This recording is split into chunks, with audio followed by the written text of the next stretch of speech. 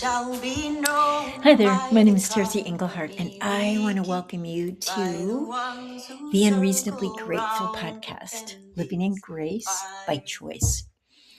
And every week, if you've been with me for a while, you know I say something that sounds like welcome. I'm so grateful that you're here. There are lots of places we could all be, and I'm not sure how you got here, but trust that source, whatever that was. And thank you. It's wonderful to have you. I believe that we share this journey we're on.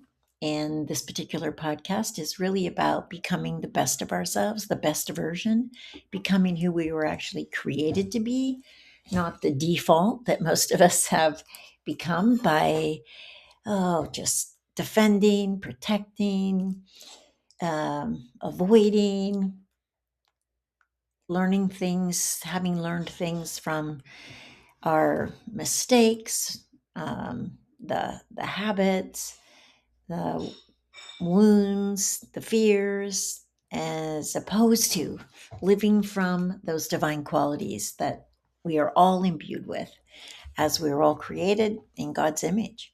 And so learning how to live from those qualities, even if those qualities have never been acknowledged, never been expressed, you have them, they're in there. And when we can hold one another's hands and walk through this lifetime together, learning from one another's stories, I believe that those qualities have more of an opportunity to actually guide our life, to actually live from them. And so that's what we're doing here together. I'm sharing tidbits of wisdom that I've gleaned over my 40 years of recovering from living an addictive lifestyle from 16 to 36 years old. And having dealt with addiction and abuse, and here I am. And I'm so grateful to be here. And if you've been listening for a while, you know that I'm currently walking through my sister having gotten a diagnosis of cancer. And we've been seeing all these specialists and her choosing her treatment path. And it is her choice. And, but along the way this week, she said to me, "What would you do?" And it's never easy to really put yourself in somebody else's situation because there's so many variables that might be different. But when I get still, when I think about it, it's not it's not a whole lot different than what I would do in any situation, what I'm attempting to do in all situations, which is surround myself with love. I listen to things that inspire me. I watch things that inspire me. I participate in things that are encouraging and inspiring.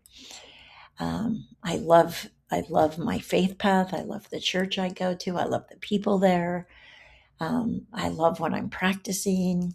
I love nature. I love my cows. I love making cheese. I love my dogs. Like, surround yourself with love. What I was telling her was surround yourself with the people you love, surround yourself with things you love, eat the things you love, do the things you love. Like, surround yourself with love, listen to love, all the expressions of love, whatever that might be, the stars, the water, the wind, prayers, music, whatever it is, because I honestly do believe that love is the only healer. I believe that if you have a surgeon who loves what they're doing, it's that love that's actually healing you. And so that would be my choice. It's my choice today too when I consciously make those choices. So there was that. And I think my sister's doing a great job. Her three boys are coming to see her. They haven't all been together in like 19 years.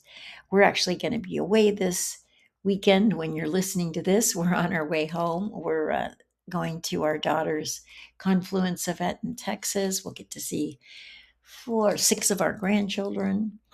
And when we get home, my sister's 3 sons will be here. And I'm so grateful they're getting to see her before she starts on her treatment on the 29th. So then I had a coaching call with them today because it was Tuesday morning. and somebody I know well and love. And it ended up, I really had this beautiful opportunity. She said, can you pray with me? Can you pray with me and for me? But what was so great was it was the same message. He was saying, I don't know, I'm in this position or I'm leaving something, starting something new. What's my mission? What's my purpose? What am I doing? I feel like I'm in between. And I said to her, what I really believe we're all here for is to learn how to let more love in, to let ourselves be saturated in that love, to accept and receive that love, which is not the easiest thing to do.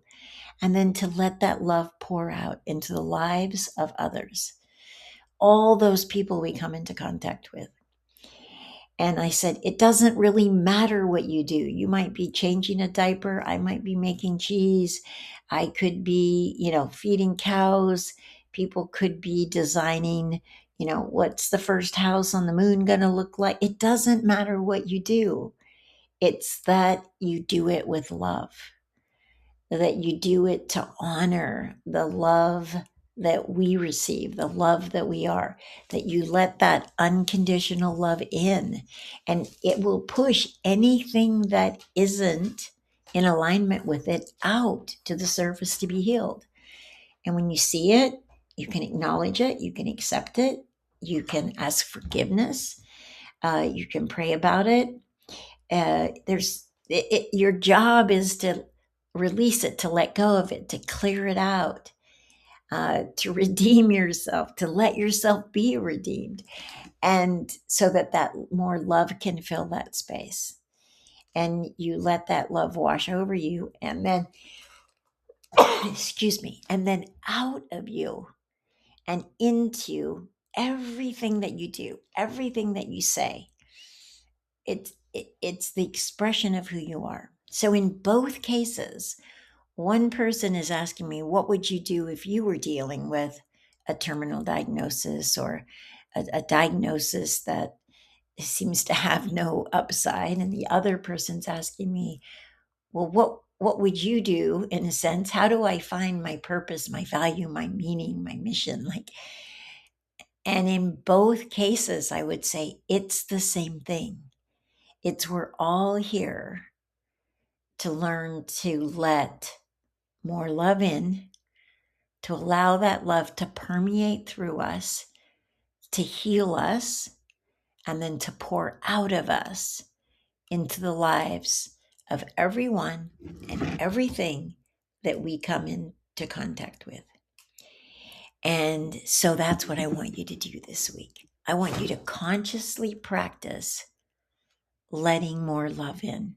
It's actually harder than you might think. It's certainly harder than I think, because we can hold on so much to our wounds, our bruises, our hurts, our distrust, our fears, our guilt, our shame, whatever. We can hold on to those things and think that those are somehow identifying us, when actually our job is to let the love that created us be the identity of ourselves. So take that on this week.